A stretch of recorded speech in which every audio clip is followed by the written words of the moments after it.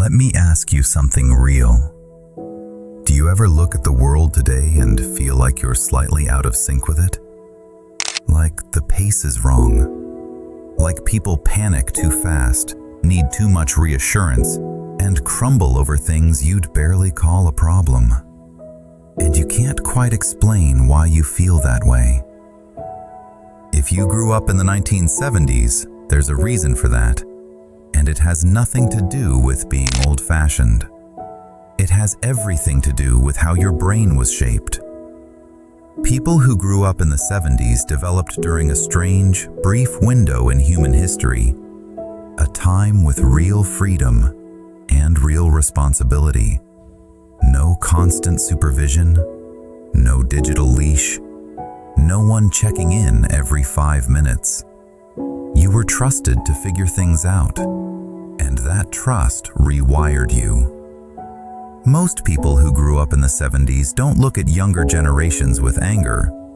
They laugh, not in a cruel way, in a knowing way. Because you experienced something that can't be recreated. Something fragile. Something gone. You hear it in the way people talk about it. We didn't know how good we had it. I wish I could go back. We drank from the hose. We were feral, and it was glorious. The first rare trait you carry is something psychologists now struggle to teach: self-directed problem solving. And it usually started with one sentence: go find something to do. Or worse, if you don't, I'll find something for you to do. You learned quickly what boredom meant. It wasn't an emergency. It was a challenge. So you figured it out. You made games from nothing.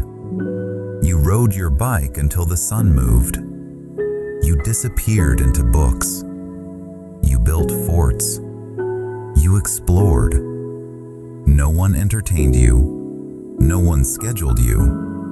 Your brain learned how to create purpose from empty space. That's why, even now, you can sit alone and think. That's why you don't panic when nothing is happening. You were trained for that silence. That also explains something else about you. You're calm in chaos. You don't overreact. You don't freeze. You assess. You grew up taking real risks, climbing trees that were too high, riding bikes without helmets, getting hurt, getting back up. Every scrape taught your nervous system something: what danger actually feels like, and what it doesn't. So today, when something goes wrong, you don't panic. You act. While others spiral, you start solving. Because your brain knows the difference between fear and reality. You lived it. Now here's the trait most people don't talk about: your comfort with being alone. Not lonely, alone. You spent hours in your room listening to music, lying on the floor, thinking, talking with friends without distraction, or exploring by yourself. Your mind learned something rare. Boredom isn't dangerous. Silence isn't threatening. And your thoughts won't hurt you. That's why you don't need constant noise. That's why long lines don't break you. That's why you don't reach for your phone every 10 seconds. You were never trained to depend on stimulation. Then there's patience. Real patience. Analog patience. You waited for your favorite show once a week. You waited for photos to develop.